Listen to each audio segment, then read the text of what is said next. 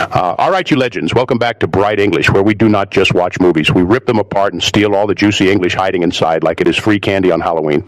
You asked for longer, so we are going full beast mode today, and trust me, you are going to want to stick around till the very end because this one is going to change how you hear English forever. Let us start with a hook so savage it will slap you awake.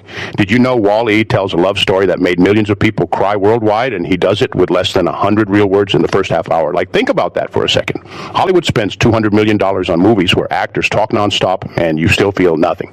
Then Pixar drops a little rust bucket who says basically nothing, and suddenly grown men in Texas are sobbing into their trucker hats. That is not just cute, that is powerful proof that you do not need perfect grammar to be understood. You need feeling, you need visuals, you need heart. And that is exactly what most English learners get backwards. And that is why you sound like a textbook, even when you know all the tenses. So today we are breaking down two totally opposite movies that together give you the ultimate American English cheat code. Wall-E, the quiet king with almost no dialogue, pure visual storytelling, and Kung Fu Panda, the loud noodle-fueled action explosion packed with verbs that punch in Chinese culture that Americans are absolutely obsessed with right now. First, let us camp out on Wall-E because this movie is sneaky genius.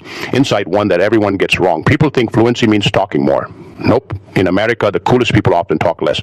Wall-E says Wall-E, he says EVA, he says directive. That is literally it for a long time. But you know exactly when he is lonely, when he is excited, when he is heartbroken, when he is in love. How? Because his body talks louder than words. In real American conversation, it is the same. If someone says that is crazy with wide eyes and a big grin, it means that is awesome. If they say that is crazy with a flat face and a dead stare, it means that is messed up, and I do not vibe with it. Same words, totally different meaning. So stop trying to memorize 50 fancy words a day.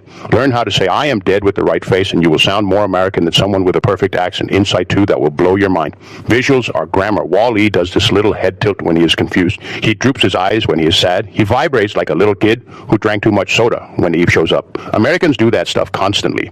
We do the eyebrow raise, that means for real. We do the slow nod, that means I hear you, but I do not agree.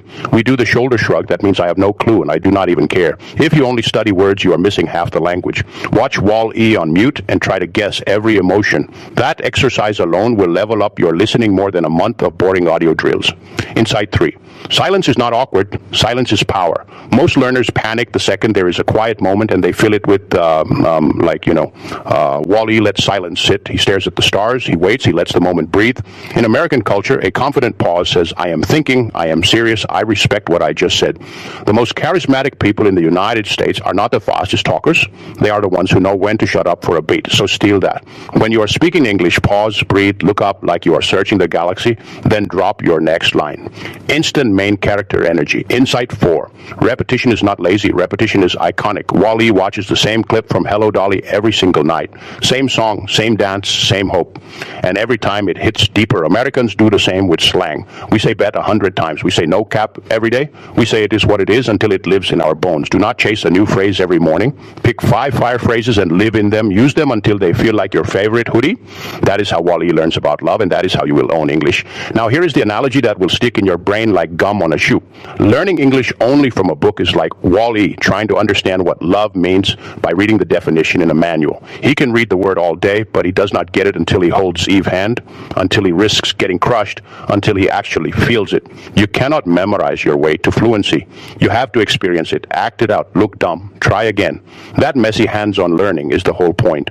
Okay, now hold on to your dumplings because we are jumping from outer space straight into ancient China by way of a very chunky panda who should not be able to do Kung Fu at all. Kung Fu Panda is the exact opposite of Wall-E, and that is why it is perfect for the second half of your training. If Wall-E taught you how to say a lot with a little, Poe teaches you how to explode with action and flavor. Insight 5 that most people totally sleep on. Action verbs in textbooks are dead, like to walk, to run, to eat, boring, no juice. In Kung Fu Panda and in real American English, verbs slap. Shifu does not say, please try to move a bit faster. He barks, strike, block, counter, flow, focus, breathe, short, sharp, powerful. Poe does not just fall, he face plants. He does not just get up, he bounces back. He does not just practice, he grinds, he hustles, he levels up. If you want to sound American, stop using soft verbs. Do not say I tried very hard, say I grinded.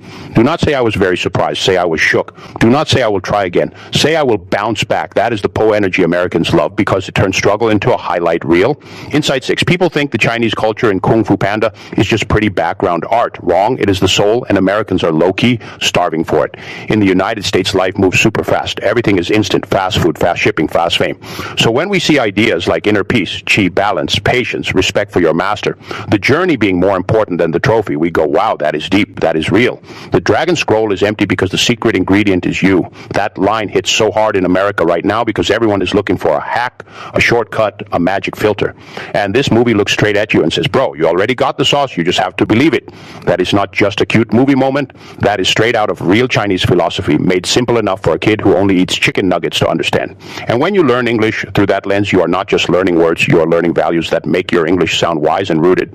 Insight 7, food is language. I know that sounds wild, but listen.